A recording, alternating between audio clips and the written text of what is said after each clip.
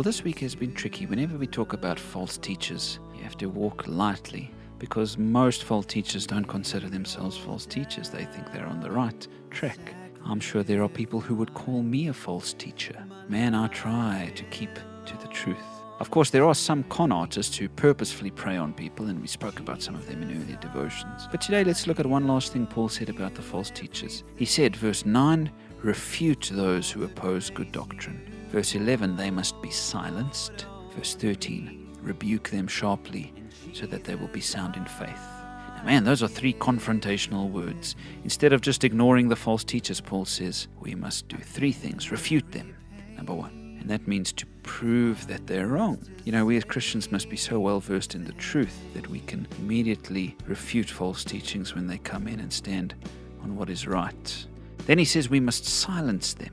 In today's age, that's difficult. You can ban a false teacher from your church and they'll just find another platform, probably on the internet, to share their ideas there. But something that I've come to do is to silence false teachers online. You know, I have a few people on Facebook who I'm friends with who put stuff on that I just think is false teaching. And so I've silenced them. In other words, I've just unfollowed them. They don't show up on my news feed anymore. I've just made sure that their voices don't pop up all the time, so to speak. Maybe you need to silence some false teachers in your online life. Unsubscribe from that channel or that show or that page. Oh boy, I hope I don't have a mass exodus from my WhatsApp groups now.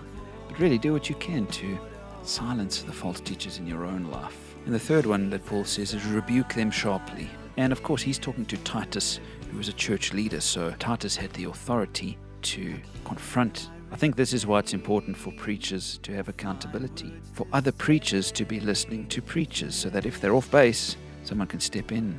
In fact, I have at least a few ministers listening to my messages, and I hope they know that I would welcome a refute or a rebuke from them if I go off track. Because, look at the rest of that verse. Paul said, rebuke them sharply so that they will be sound in the faith. Teachers and preachers should be able to confront each other and be sound in the faith. How does this impact you as a listener and a non-preacher? Beware of teachers that have no accountability, who simply do their own thing with no other Christian teachers around to keep them sound in their faith. And silence those false teachers in your life. Don't go watching or listening to those videos or podcasts or clips that lead you astray. Remember what we said on Monday? Hold tight to the truth. One way to do that is to get rid of the false teachers in your life as much as you can. And so, my friends, I hope that you are following some people who are God-focused, loving, and on the right track. And I pray that God will give you the discernment to always choose wisely.